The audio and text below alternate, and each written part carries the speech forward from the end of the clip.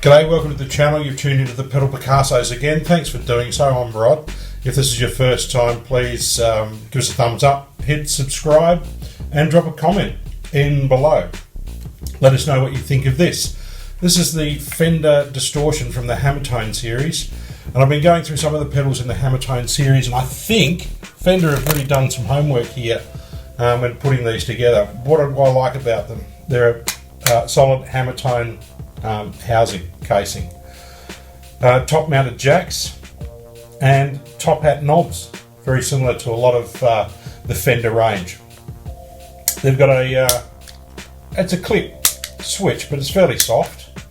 The LEDs are small, they're bright, they're not going to blind you, but they're visible without blinding you, and they're in different colours across the range.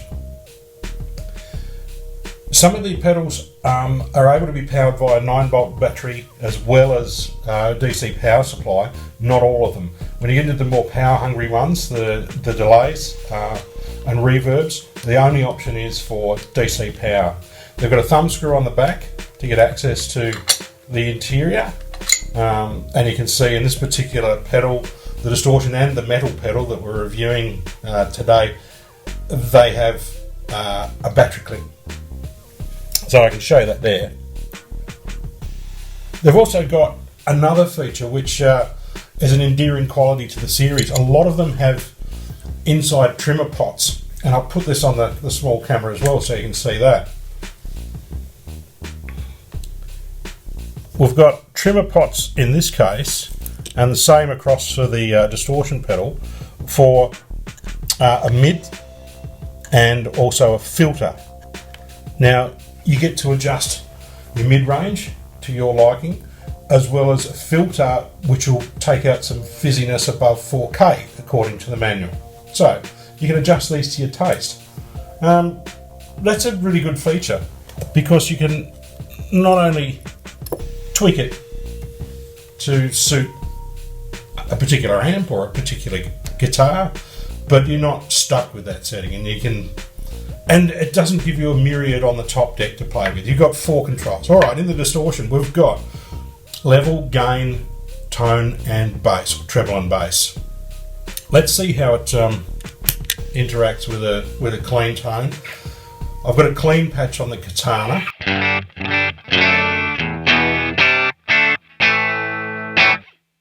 Very clean. Let's hook it in.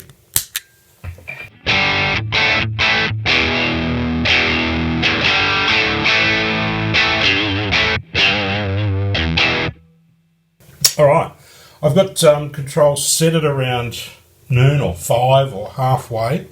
I've got the gain, well, the treble and bass I do. The gain I've just got wound in so you can hear it starting to clip. And that's all the way out. So if you want, you could use this as a fairly cleanish boost, although it does rob you some top end when you take that gain down.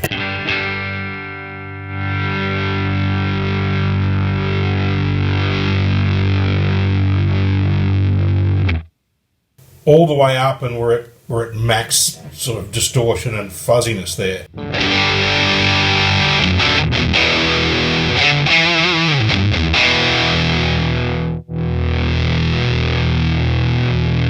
And it does really sound like a fuzz. At that extreme range of gain, I reckon if we wound in some more bass, you would get a real woolly, thick thing. Let's see what happens.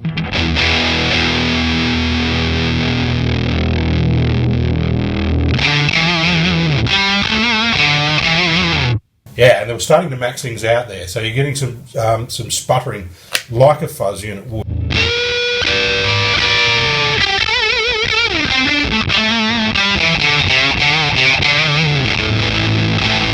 So we're just maxing out that gain circuit. We'll bring them both back a little bit.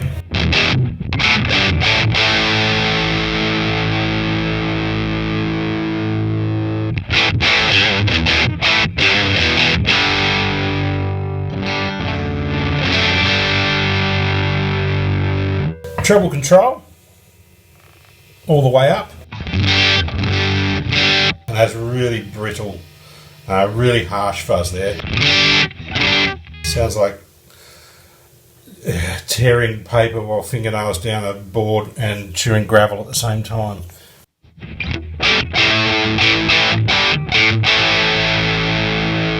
Once again, if you use that trimmer pot inside to filter stuff above 4K, you might lose some of that fizziness.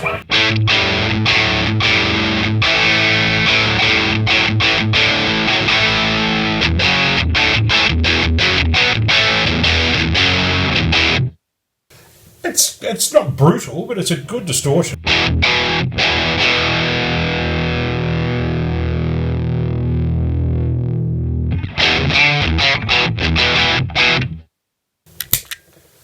I'll punch it into a bit of an emulation that's a little bit more gainy, a little bit more Vox-like even. Once again, it's the Katana, but it's another patch that's got a little bit of... It's already starting to get a little bit of gain and clipping to it.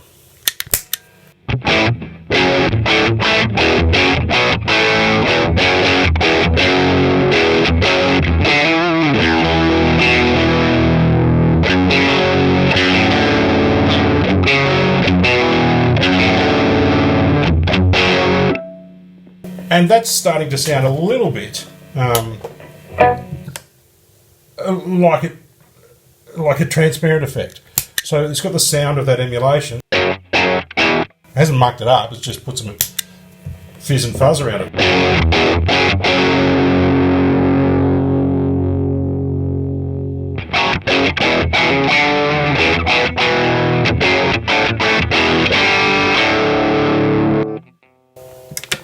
Back to the clean amp.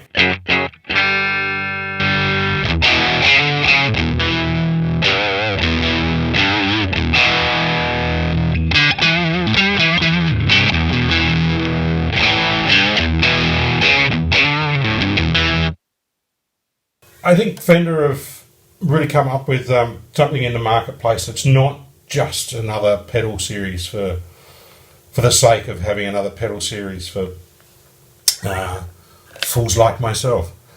But they've actually come up with something that gives you alternatives to what's already out there on the market. Having a couple of trimmer switches inside to play with your top end, play with your mid-range, cool.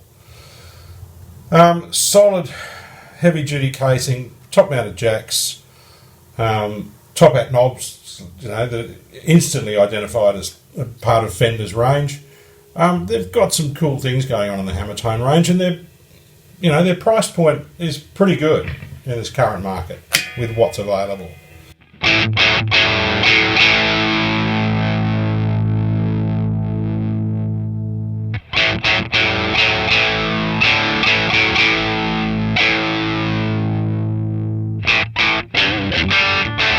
You can even just back off the distortion and the gain, so it's a little bit... It's still a little bit soft, a little bit spongy, but...